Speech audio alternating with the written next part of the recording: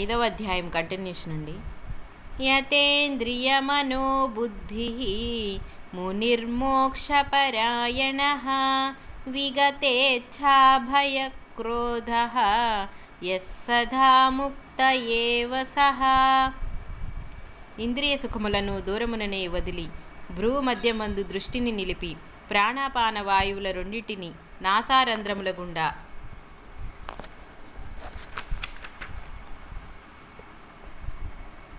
సమముగా ప్రసరించునట్లు నర్చి ఇంద్రియములను మనస్సును బుద్ధిని స్వాధీనమనర్చుకొని మోక్షాపేక్ష తప్ప అన్యాసక్తి ఏమీయునూ లేక రాగభయ క్రోధములను వీడి చరించి యోగి సదాముక్తుడే. ప్రాణాపాన వాయువులను ఒకప్పుడు ఎడమముక్కు రంధ్రము నుండి మరొకప్పుడు కుడిముక్కు రంధ్రము నుండి ధారాళముగా ప్రసరించును. ఆయా వేళయందు ప్రాణవాయువు వెన్నుపామునందు సుఖుమ్న నాడి ఇరువైపులా నున్న ఇడ పింగళ నాడుల ద్వారా సంచరించునని యోగ సిద్ధాంతము.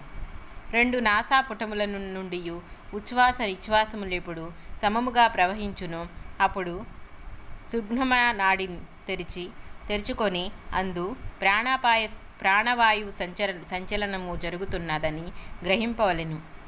సుగుణన తెరుచుకొని కుండలిని శక్తి జాగ్రత్త నొందినచో యోగికి ప్రాపంచిక దృష్టియే ఉండదు. ఇట్లు మోక్షాక పరాయణుడై కామక్రోధ భయములను వదిలి మనోబుద్ధిర్నింద్రియములను నిగ్రహించి అంతర్ముఖుడైన యోగి సదా జీవన్ముక్తుడే. సాధకులు చిత్తైకాగ్రత సాధించుటకై వారి వారి అభిరుచిని అనుసరించి హృదయస్థానమందు గాని భ్రూమధ్యమందు గాని సహస్రారమందు గాని దృష్టిని నిలుపుదురు. దృష్టి అన మానసిక దృష్టి. భోక్తారం యజ్ఞతపసాం సర్వలోకమహేశ్వరం సుహృదం సర్వభూతానాం జ్ఞాత్వా మాం శాంతిమృత్యచి. యజ్ఞ తపస్సులను ఫలభోక్తలను లోకములకు ప్రభువును సర్వభూతములకు పరమమిత్రుడను అగు నన్ను తెలుసుకొని అనగా సాక్షాత్కరించుకొని యోగి పరమశాంతి నొందును. ఇది శ్రీమద్భగవద్గీతాసు ఉపనిషత్సు బ్రహ్మ విద్యాయాం యోగశాస్త్రే శ్రీకృష్ణార్జున సంవాదే కర్మ సన్యాసయోగో నామ పంచమోధ్యాయః. ఇట్లు ఉపనిషత్తులను బ్రహ్మ విద్యయు యోగశాస్త్రమును అను సంవాదమును అగు శ్రీమద్ భగవద్గీత యందు కర్మ సన్యాస యోగ అను 5వ అధ్యాయము. శ్రీమద్భగవద్గీత షష్ఠోధ్యాయః ఆత్మసంయమయోగః. 6వ అధ్యాయము ఆత్మసంయమ యోగము. శ్రీభగవానువాచ అనాశ్రితః కర్మఫలం కార్యం కర్మ కరోతి యః స సన్యాసీ చ యోగీ చ న నిరగ్నిర్న చాక్రియః. శ్రీ భగవానుడు చెప్పెను, ఎవడు కర్మఫలమును అపేక్షించక కర్తవ్యములను ఆచరించునో వాడే నిజమగు యోగి, నిజమగు సన్యాసి. అగ్నిహోత్రములను చేయుట మాని కర్మ సన్యాసమునర్చునువాడు గాదు. అనగా భగవంతుని దృష్టిలో బాహ్య వేషము వలననే ఎవడును నిజమగు సన్యాసి కాజాలడు. తలలు బోడులనైనంత మాత్రాన కార్యసిద్ధి కానేరదు. తలుపులు బోడులు కావలెను. యః సన్యాసమితి ప్రాహుః యోగం తం విద్ధి పాండవ నహ్య సన్యాసస్థ సంకల్పః యోగీ భవతి కచ్చన. అర్జున, కర్మ సన్యాసములకు యోగములకును భేదమే గాని వస్తుతత్వముయం దించుకయం భేదము లేదు. ఏలనగా కామవాసన త్యాగము లేక ఎవడును యోగి కానేరడు. అదియే సన్యాసికి కూడా ముఖ్య లక్షణము. ఆంతరంగికమైన జీవితమందు ఎందు యోగ సన్యాసములొకటియే, బాహ్య వేషములందుయే రెండింటికి భేదము.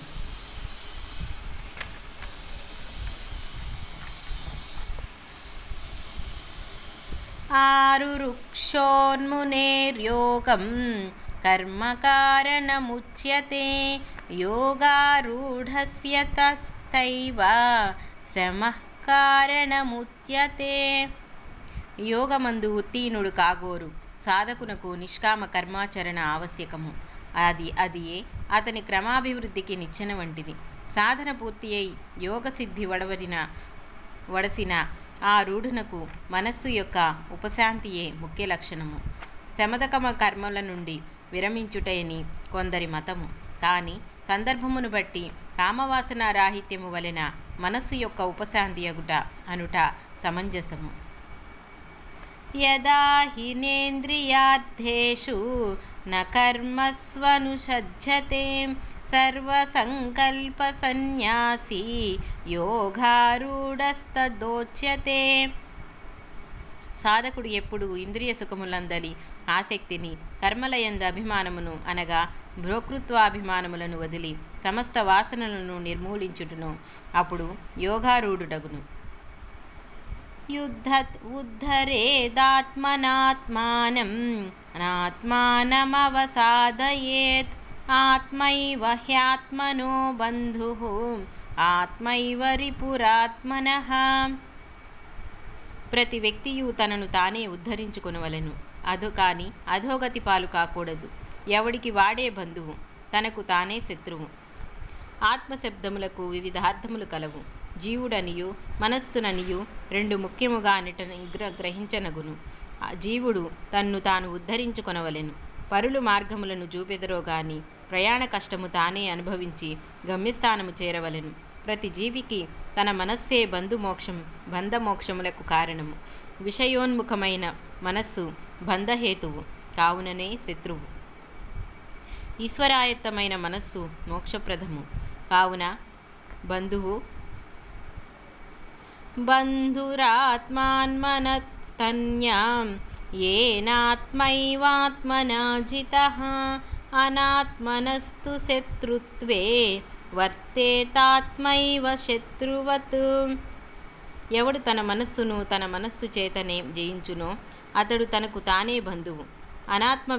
అనాత్మ విషయములందు తగులుకొని ఆధ్యాత్మిక అభివృద్ధికి విరోధకముగా వర్తించువాడు తనకు తానే శత్రువు. శుద్ధ మనస్సుచే అనగా సాత్విక మనస్సుచే మలిన లేక రజస్తమో గుణ ప్రధానమగు మనస్సును జయింపవలెను. జితాత్మనః ప్రశాంతస్య పరమాత్మా సమాహితః శ్రీతోష్ణా సుఖదుఃఖేషు తథా మానపమానయోః. జ్ఞాన విజ్ఞాన తృప్తాత్మా కూటస్థో విజితేంద్రియః యుక్త ఇత్యుచ్యతే యోగి సమలోష్టాస్మకాంచనః.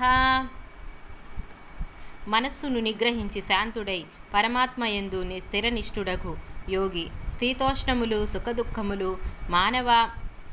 మానవమానములు మున్నగు ద్వంద్వములను అతిక్రమించి జితేంద్రుడై జ్ఞాన విజ్ఞానము వలన సదా తృప్తుడై నిర్వికారుడై స్థిరుడై బంగారము రాయి మట్టి వెళ్ళ వీటినన్నింటినీ సమముగా చూచుచు యుక్తుడనబడును.